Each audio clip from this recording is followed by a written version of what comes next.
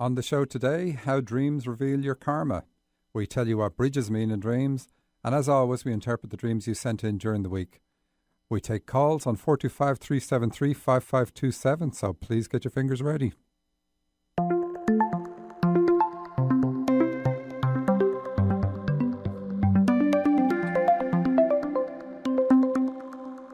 Welcome to So You Think You're Awake. I'm Michael Sheridan, and with me in studio today is Susan Pullen. Hello. Thanks to everyone who sent dreams to RadioShow at dream-analysis.com or to us through Facebook. You can get our Facebook details and more at www.dream-analysis.com, including archives to previous shows. If you had a recent dream or one that has stuck with you over the years, feel free to call us on 425-373-5527. We do our best to get the meanings and answers to you on the air. Did you know that Susan is a life coach and has been for 12 years? Well, you do now. Today she wears that hat, so if you have any question about how to follow through on what your dreams ask, she's here to help. Susan, can you tell us a little bit about what life coaching is? Yeah, so life coaching is, it's kind of similar to counseling in that it's about personal work, developing yourself. And it's really action-oriented. It's different from counseling in that it's not as focused on, digging through childhood things, unless that's really necessary to move forward. But it's really about finding practical action steps, and based on your strengths, based on what's worked for you in the past. So. Okay, I know I just sprung that on you. But can people actually call with a question about coaching? Is that okay? Please do. Yeah, especially, I know your dreams, offer you all kinds of guidance about things to do. And lots of times you kind of walk away going, okay, yeah, that sounds great. I have no idea how I would actually put that into action. Yeah. So please call if you're in that situation. Okay. So again, the number is 425-373-5527, and we'll be gentle. Our feature today is how dreams reveal karma. And this is a question I get asked a lot, and it's a topic I cover. I cover it well on the course, but I step back from it on the radio a lot. I mention karma, and I give a very quick summary about what it is. But the reason I step away from it is because it has sort of like, when you really get into the detail and the nuts and bolts of it, of life purpose and so on, it has a sort of a religious twang to it, which I don't like. This section on karma turned out to be quite long, so if you want to skip it, move to minute 19 on the audio track. Thanks. Here it goes. I want you to stand close to your radio, and I want you to bring to your mind everything you've ever been told about karma. On the count of 3, when I snap my fingers, all will be erased and leave you free to listen now without bias. Okay, I'm kidding, but I wish I wasn't. Karma is a word that everyone knows, but depending on where you learned it, the meaning behind it can vary. Some view it like the moon landings and doubt its very existence. Both are real, by the way, but the moon landings are actually easier to prove. So I'm going to explain a little bit about karma and then explain how it shows up in dreams. The biggest misconception about karma defines it as what you put out, you get back. Some even say what you get back is amplified. Neither are true, but it is understandable how it can be misconceived that way. In a nutshell, karma is how we attract into our life the people, things, and events we need in order to fulfill our life purpose. That's very simple. But what is your life purpose? And did you even know you had one? The beauty of karma is that you don't need to know it. Karma will organize the steps on the path for you anyway. You live your life and learn about yourself through the experiences you have. You will no doubt regard some experiences as good and some experiences as bad. But from a spiritual perspective, our viewpoint is often backwards. Let's step back a little for context. Life is a spiritual journey designed in spirit by spirits in order to increase awareness by eliminating traits that obscure that awareness.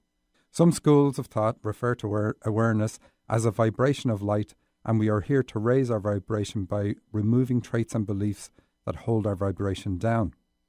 It is this fact of higher vibration equating to awareness that gives rise to the concept of heaven being up above and hell being down below. It's a good analogy. The fall from grace referred to in text as a fall from awareness caused by moving out of alignment with our true spiritual nature. Do you agree you have a soul? It's actually a trick question. You don't have a soul, you are a soul and you have a body. In our human form, we are more likely to be looking in the wrong end of the telescope when we question life and try to answer from our human perspective. It's a poor analogy, but it is like a computerized car contemplating its path while blissfully unaware of the human agent inhabiting it and programming its destination.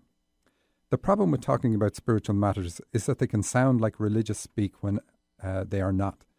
We are spirits, and ultimately everything, including death, leads us back to that inescapable fact.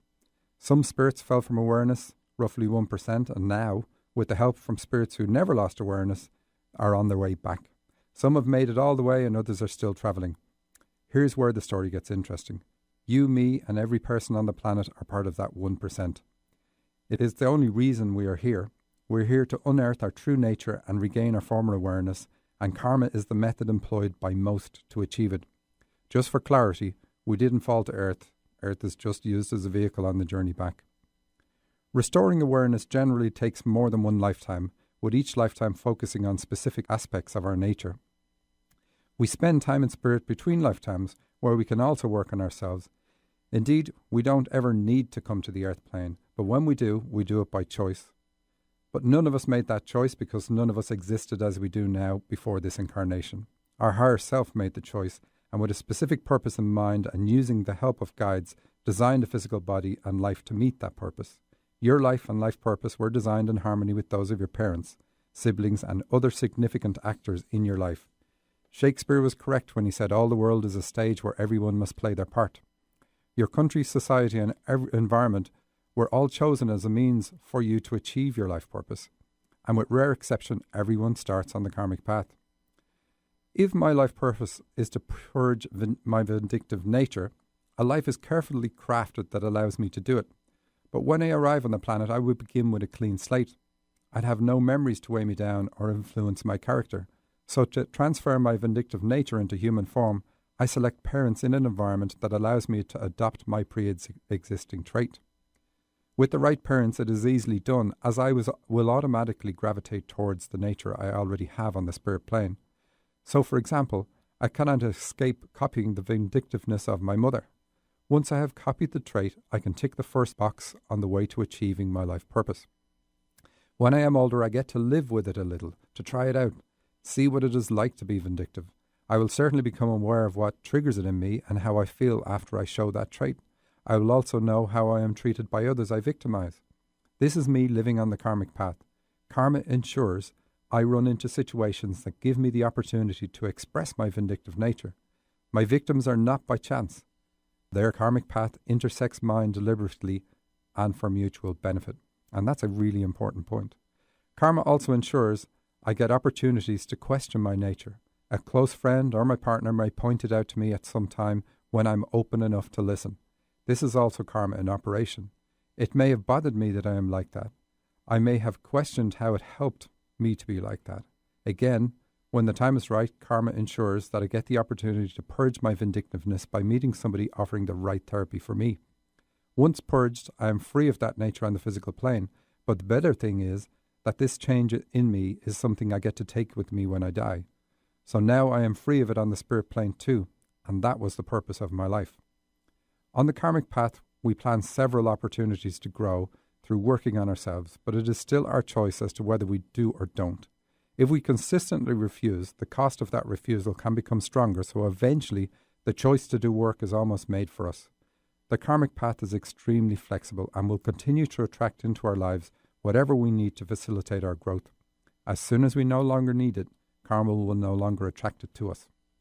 So, Michael, it's like the things that keep coming up in my life again and again, and it's like I keep realizing, oh, this is that same thing coming up again. It just looks a little different. It's wearing a different face, but it's really like the same theme.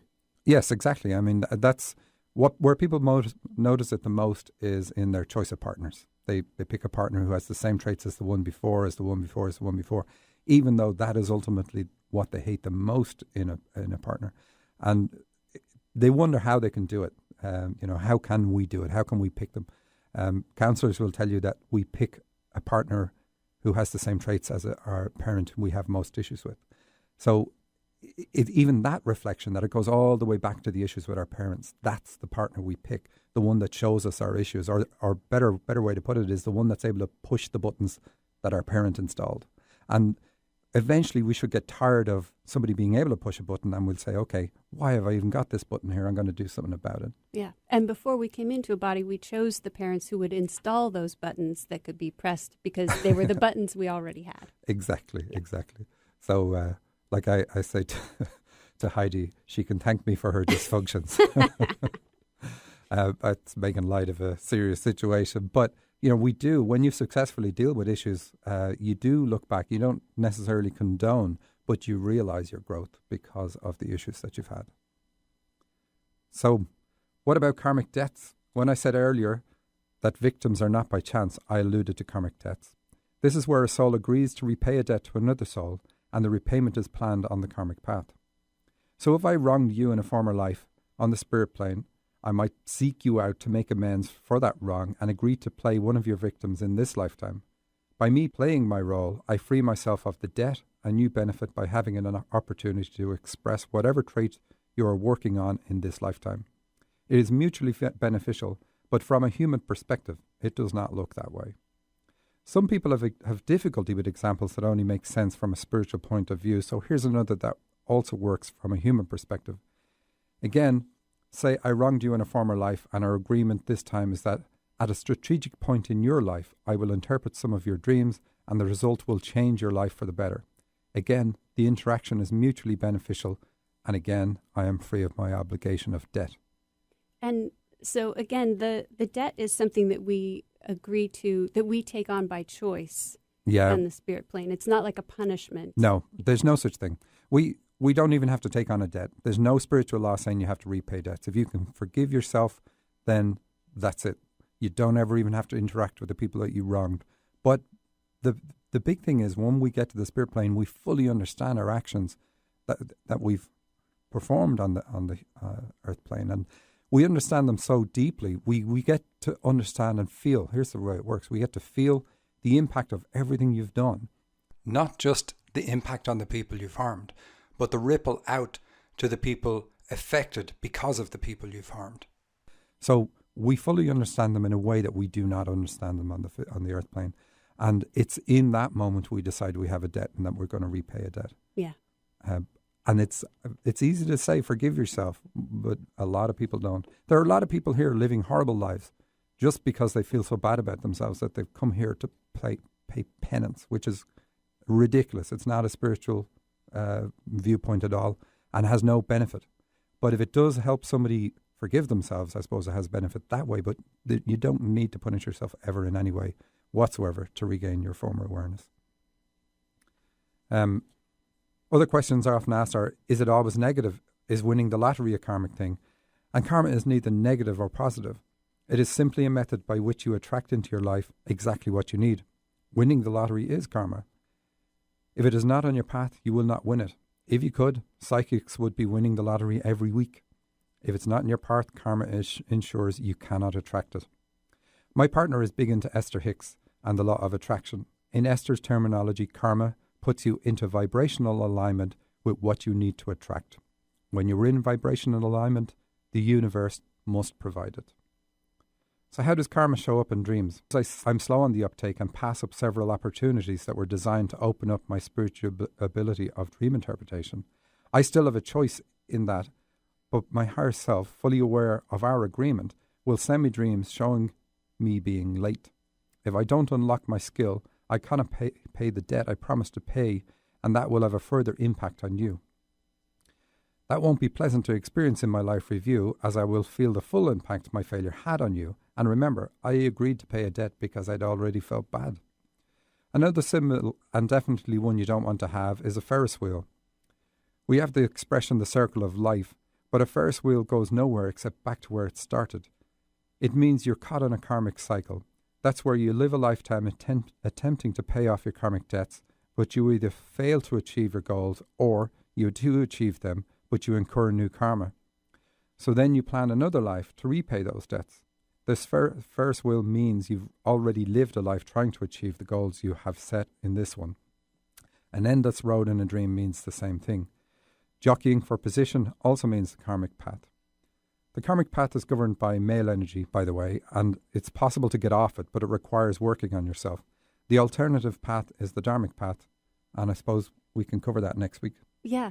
And so, Michael, it seems like in the dreams that I've interpreted that are related to karma, the major themes have to do with that being late that you mentioned, the gifts that we agree to use to develop in this lifetime, being caught in the cycle, sometimes they're telling us that we're adding to our karmic load, right? Yes, definitely. If you don't pick up your spiritual abilities, and they're quite often shown as something precious in a dream, gemstones and things like that, or gold chain, silver chain. So whatever they are, they're shown in a very positive light, something that you wouldn't want to lose.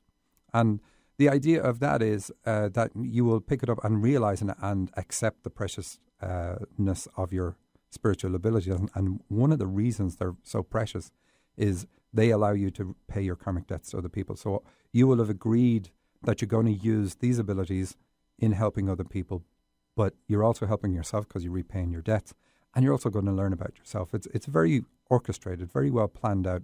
So it's not just, am I great, I'm going to do this. There's a mutual benefit to anything that you do that's spiritual in life. It has to be. Yeah. And how cool is that? It's pretty cool, Susan. It is cool. And also, I think sometimes we get in our own way about that, developing our gifts, acknowledging our gifts with, perfectionism or procrastination or fears or feeling overwhelmed. And again, those are the kinds of things that a life coach or, someone like that can help with. So Absolutely. If you're in that situation, feel free to call. We'll take a break now. I'm back in a moment. Have you had a puzzling dream, a nightmare, or a dream that has stayed with you since childhood? Michael Sheridan here. If you're a regular listener to my show, and I sincerely hope you are, you have a good idea of the valuable advice your dreams give on relationships, career, life purpose, and much more. But what you hear on the show just barely scratches the surface compared to what you get with a full analysis. Treat yourself by having your dream fully analysed. The recorded analysis you receive is typically 20 to 35 minutes long. Go to dream-analysis.com for more. There's even a discount for KKNW listeners, and you don't even have to tell me that I sent you. Are you wondering about your path in life?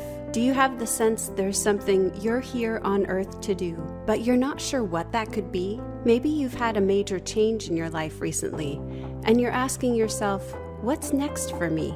I'm Susan Pullen with True Radiance Healing Arts, and I believe that each of us comes to this lifetime for a reason. Not only do we come with a specific aim for our life, we also bring with us special gifts that help us to make our unique contribution.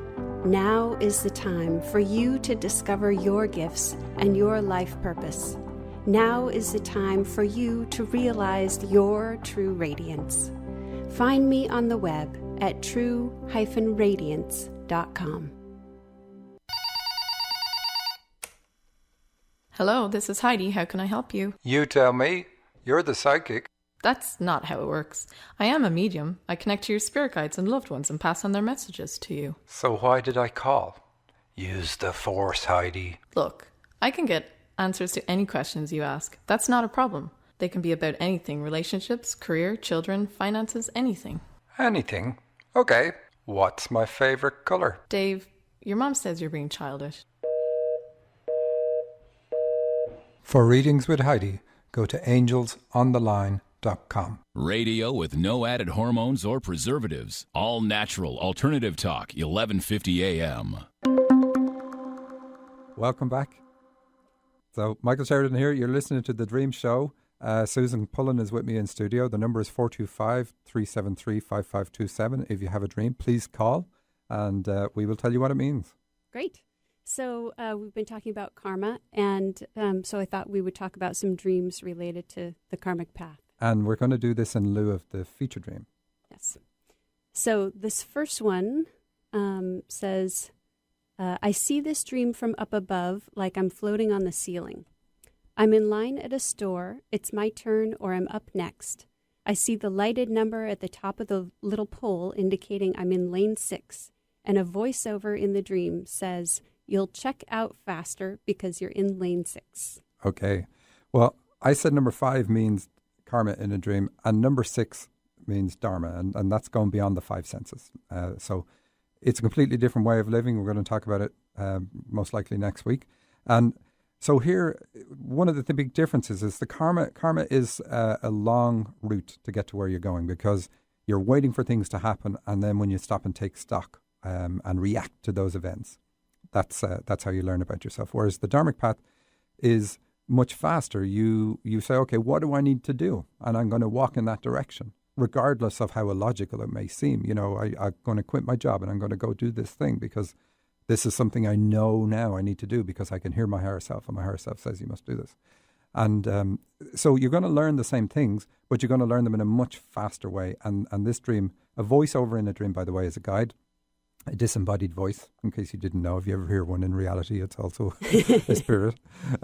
So a disembodied voice in a dream is a guide, and a guide saying you're going to check out faster in lane 6 tells you that this is a faster way for you to achieve what you need, get to where you need to go.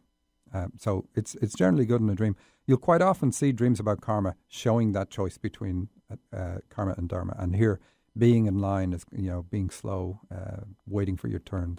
That would be karmic. Mm-hmm. Also digestive system, but let's skip that.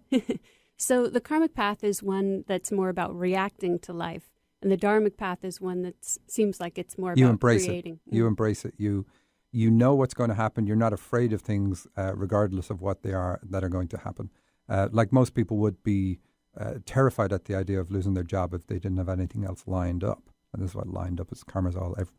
Karma is about a sequence of events happening. The dharmic path just seems crazy to people that aren't on it, and it's just is what it is. More about that next week. So here's another dream with the number 6. This one is called Branded Legs. In my dream, both legs were branded with the number 6. The branded 6 was on the front of each leg, and the view was from sitting down. Then I noticed when I stood up and looked in the mirror, the numbers turned into 9s on each leg. Okay. Yeah. So this one isn't about dharma, and that's why we've included it here, because 6 isn't always about it. It nearly always is, but in this case, it's about age 6.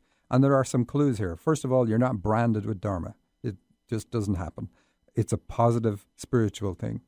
And, it's here, the other clue that gives it to us is that the dreamer is reflecting. They're looking in a mirror. So the dream is saying you need to reflect on the ages 6 to 9, and that's going to be a good thing for you to do in your life. And you need to do it to help you moving forward, because he's branded on the front of his legs, I think. Yeah, front of his legs. So legs are about moving forward or supporting yourself as you move forward in life. So dealing with this is going to help you move forward.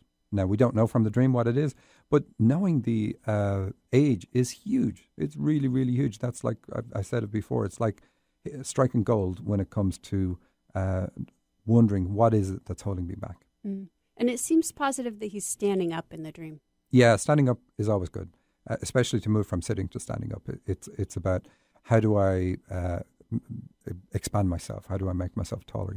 Symbolically, it's expanding yourself. Mm. Here's another one.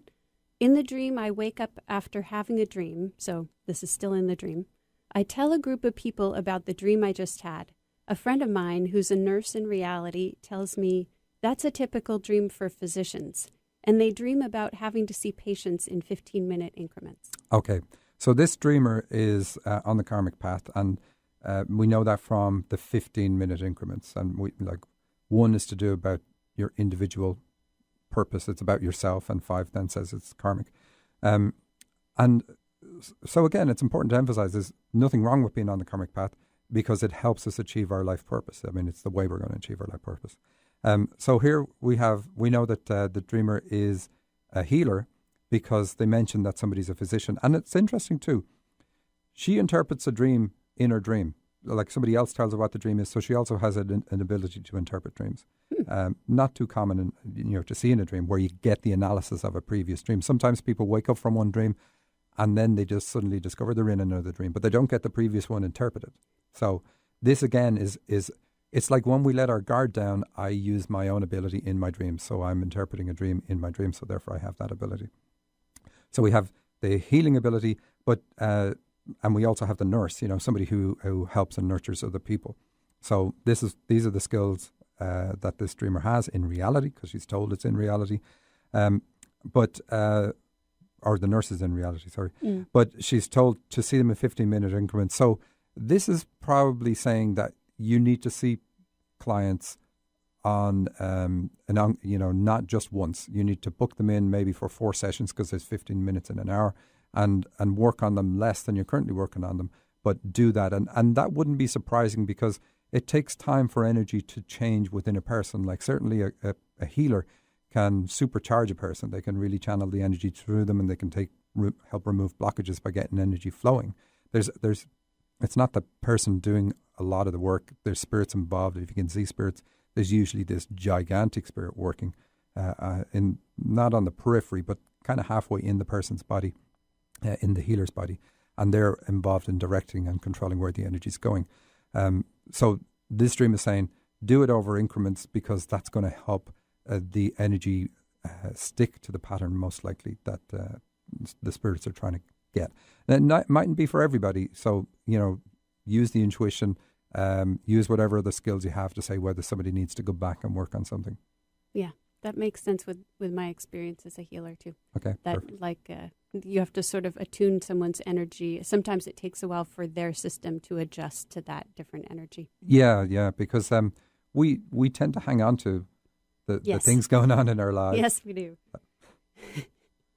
So here's another dream. I'm with my grandmother by a record player. Oh, and the dreamer notes that her grandmother died a few years previous to this dream. So I'm with my grandmother.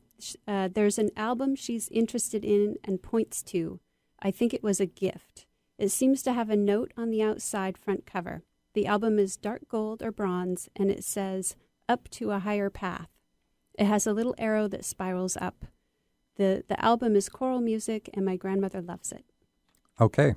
So, again, it's the karmic path because of the record player.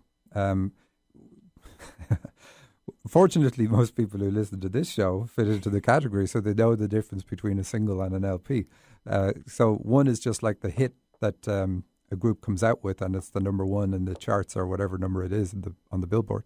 But the album that song came from then represents karma because it's the longer play, and it's going to take time to listen to the whole thing. And then, of course, we enjoyed them, so it's not negative in that way. But the grandmother, because she's passed on, says that this is about the dreamer's connection with the spirit world. And she points at a record player and says that it's a gift. So this dreamer has an ability to work with karma. It seems to have a note on the outside front cover. The album cover is gold and bronze, so also a healer. Well, she says it's dark gold. So the gold, then, because it's dark, the healing is going to help lift this dreamer up. So it'll help eliminate, working in this field is going to help eliminate their darkness. Okay, that's a great way of putting it. And I said before that using your abilities is also going to be beneficial to you. So there might be things that you don't even are aware that you hold yourself back because of certain things or little things that you don't understand. But using this ability is saying this is going to bring light into your life. And of course it will because you're working in the spiritual field.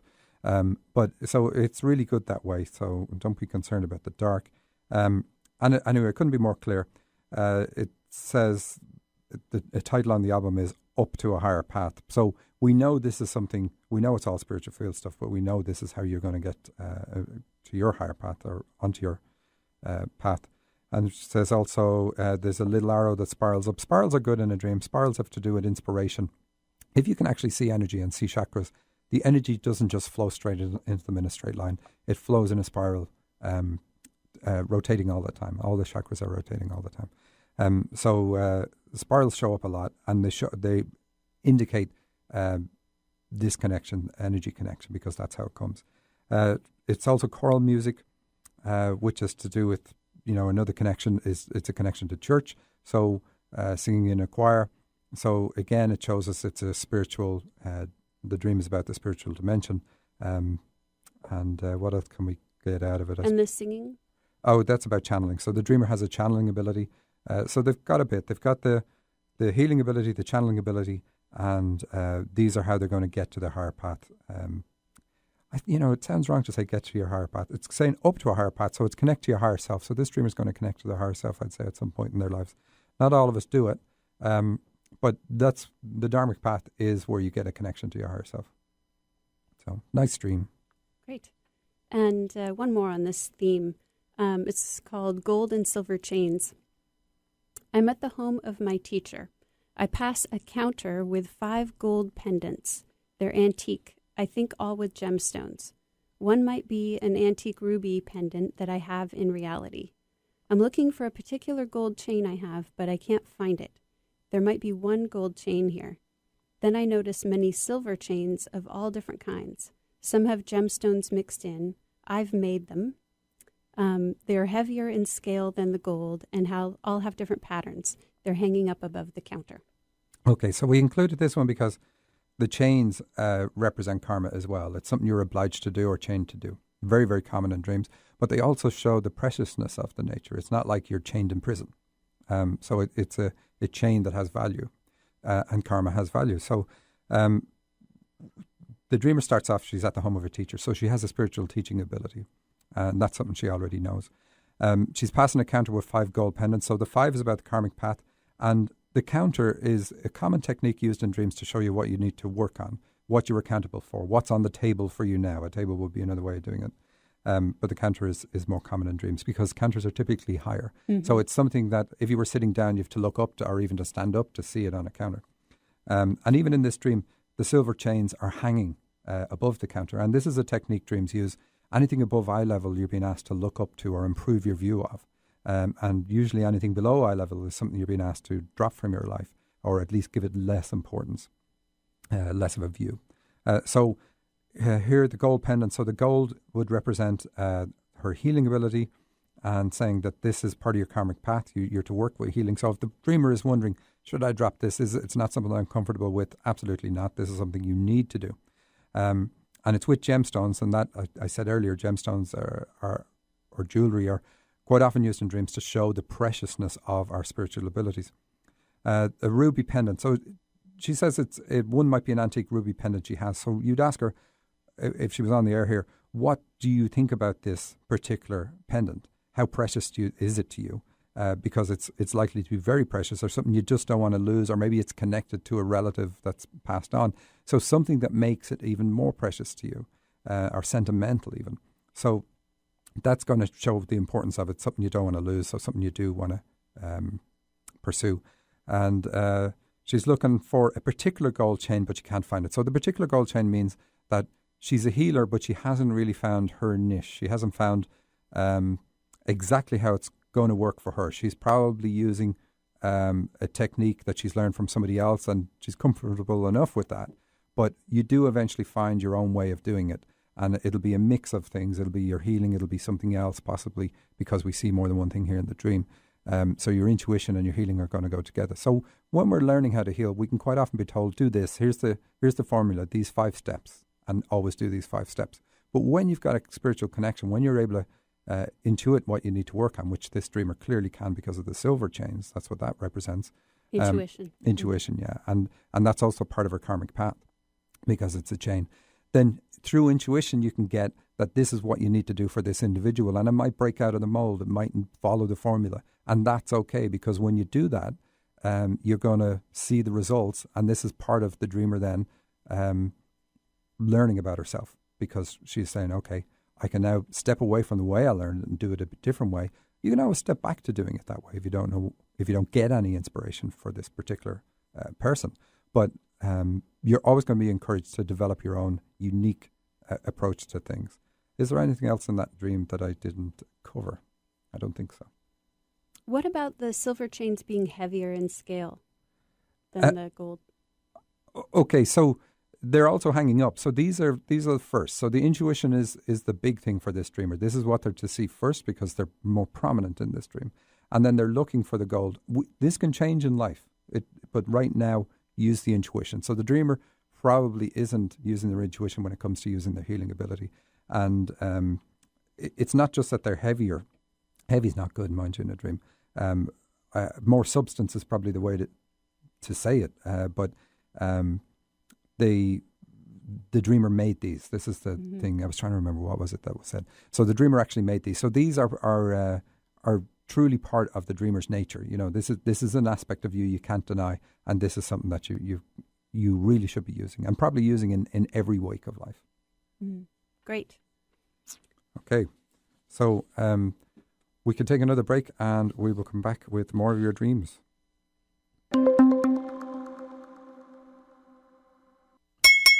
Okay, listen up. This is important. Do you know your life purpose? Are you psychic? Do your dreams predict your future? Are you one of the X-Men? Your dreams give the answer to 3 of these questions. Find out which 3 by attending Michael Sheridan's Dream Workshop in Seattle on September 26th and 27th. Register at dream-analysis.com. St. John, New Brunswick, October 3rd and 4th. Hello, this is Heidi. How can I help you? You tell me. You're the psychic. That's not how it works. I am a medium. I connect to your spirit guides and loved ones and pass on their messages to you. So why did I call? Use the Force, Heidi. Look, I can get answers to any questions you ask. That's not a problem. They can be about anything: relationships, career, children, finances, anything. Anything? Okay. What's my favourite colour? Dave, your mom says you're being childish.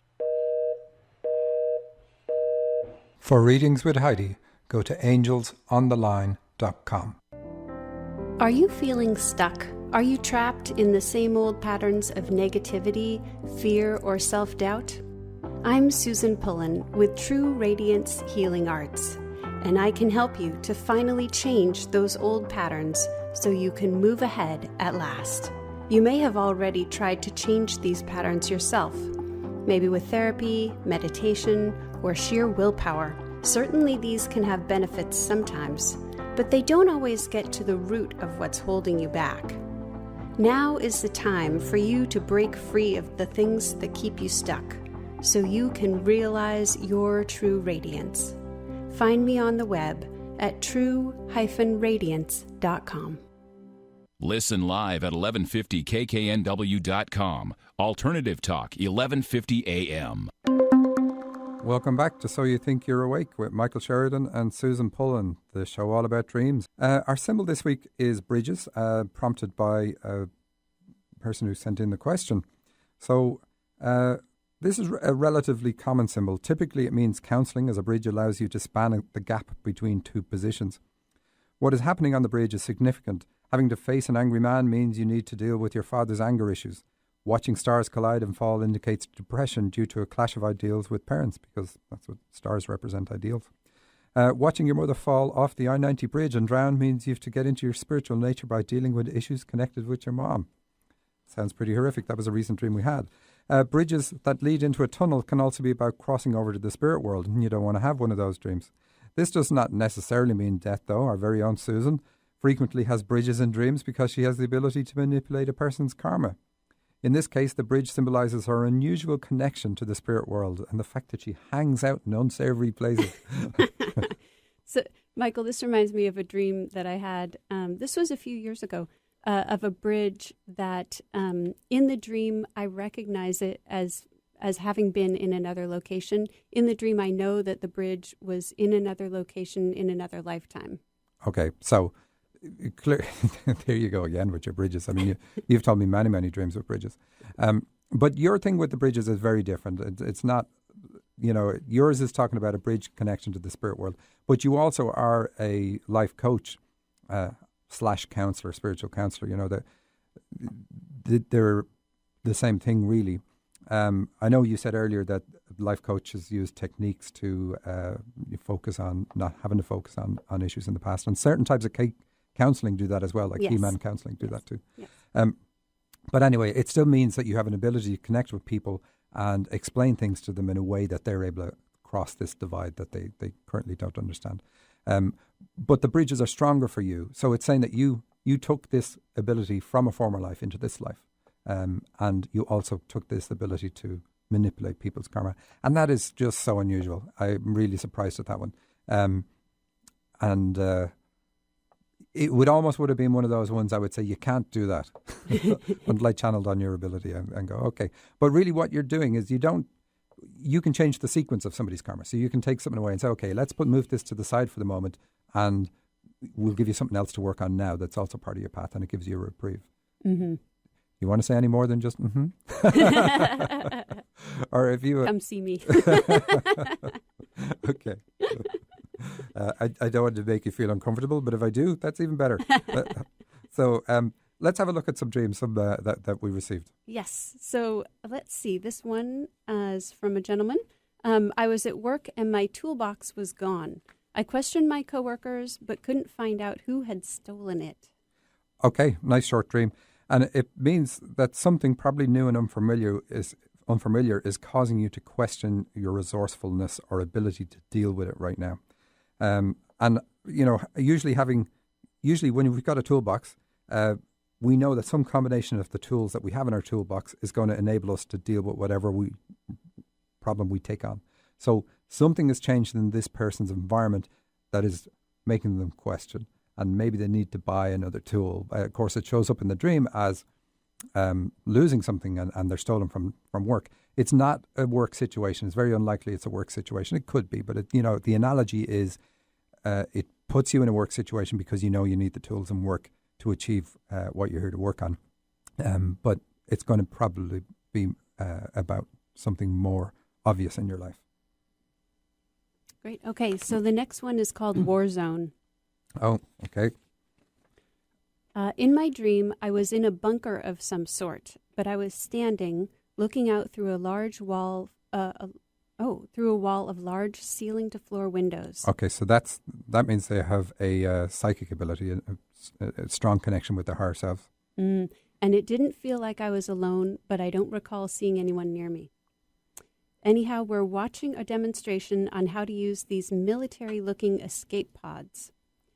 I can hear a voice over the radio or walkie-talkie explaining how to release the safety straps and exit the pod. I'm intent on understanding this because I realize it's really important, especially because the voice is telling us that once you exit out of it, the pod is designed to explode. Then I see that my sister is in one of these pods as it lands on the ground.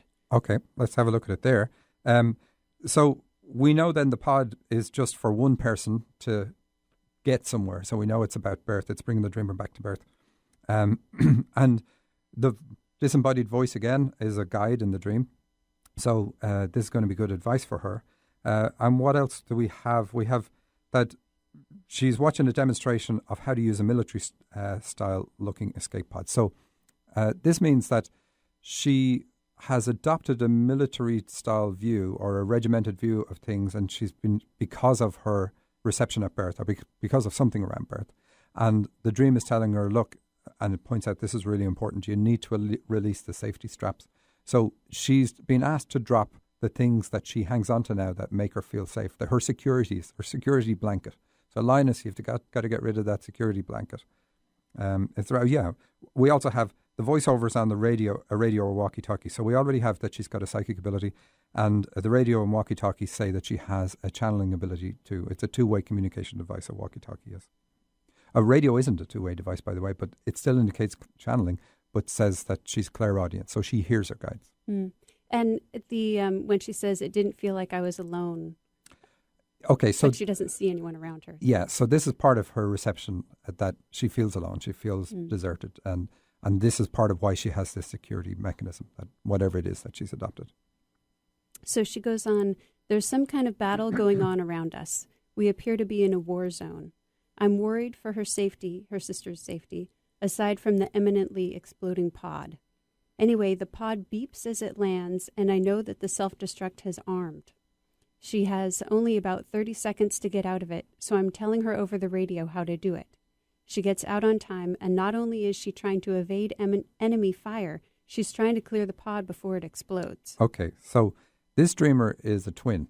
So when she talks about her twin sister here, she doesn't say twin in this, but when she talks about her twin sister, she may as well be talking about herself, because I don't think the parents would have behaved differently towards one twin and not the other. So her twin is symbolizing herself and her own birth, and showing that she was under fire when she arrived on the planet. And this under fire is probably like parents who bark orders, shout and demand you do certain things, like, I need this action, I need it now, and your feelings don't come into consideration. You know, your boss in the army isn't going to say, how do you feel, lads, about running over that hill? They're just going to tell you this is what you do. So feelings don't come into it, and they can't in a war zone. But our life shouldn't be a war zone. So that's showing that this is where it's gone wrong. We should be able to express ourselves. We shouldn't need to protect ourselves like this dreamer is doing. Like she's in a bunker, which is like, I'm huddled down, I'm entrenched.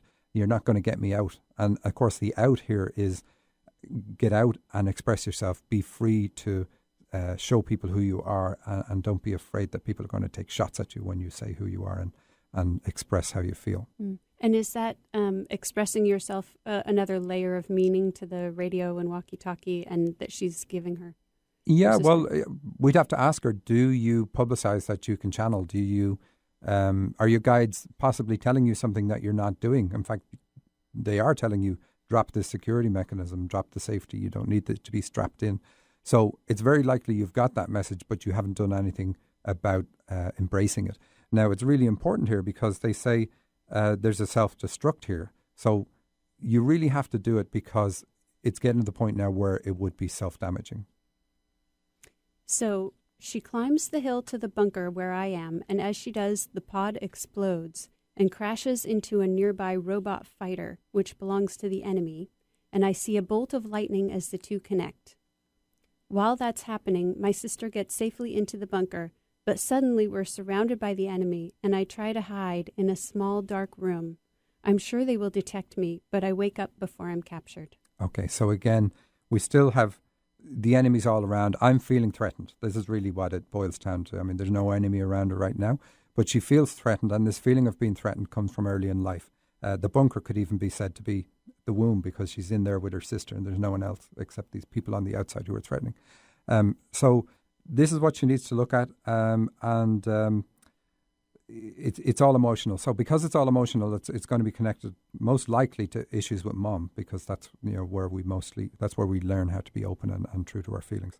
And the robot fighter as well is saying it's like, okay, I'm prepared. A robot is unemotional; it doesn't have emotions. So I am prepared to fight and defend myself.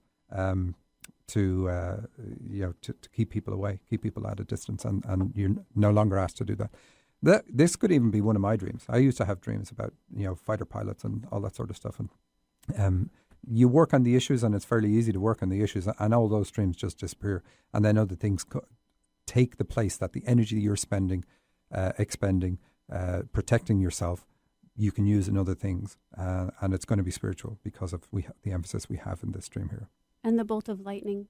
That shows, and the explosions, they all show emotional issues. Mm-hmm. So it's, I really, I feel trauma almost, from my childhood, but I don't necessarily know it's trauma. I don't know why now. Okay, let's see. Next dream. This one is from Chloe. I've been having the same dream over and over for the last 2 years approximately. The problem is that I don't remember what I was dreaming about. The only thing I have to go by is the fact that I scream the same thing every time. My parents and sister have come running into my room in the past and heard me screaming or shouting, "Who is it? Who's there? Is somebody there?" Each time I apparently sound very frightened and upset, as if there's some kind of monster or intruder hiding in my room. I never seem to remember what I've been dreaming about. And recently I was staying at my boyfriend's apartment and the same thing happened. So, do you want to? Yeah, and she says it was really embarrassing, as the whole family could hear her screaming, of course. Okay, so this happens for obvious reasons. When you get into this, you're a channel. You have an ability to communicate with spirits. Spirits know this about you, but you haven't gotten into your channeling ability yet. So what they do is they send a spirit along to bother you. And this is what you're detecting in your sleep.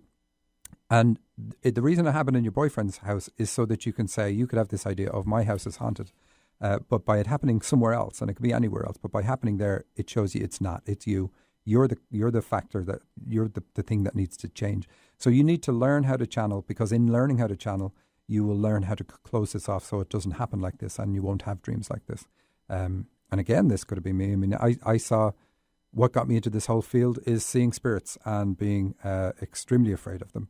And again, screaming because they were there. But of course, I was awake at the time, and I was trying to point them out to other people because I could see them, but others couldn't. But, it's still the same. This is what it is. It's just so common for people who are channels who try to suppress it or maybe have no idea that this is what it is. So read books about awareness. There's a great book Sanaya Roman wrote called Awareness. She has other books about channeling. It's good to read too, but read the awareness one because don't necessarily read the channeling one because it's about a particular way of channeling, and there are many ways to channel. So you need to realize if you do read that book, it may not be the way channeling works for you. Great.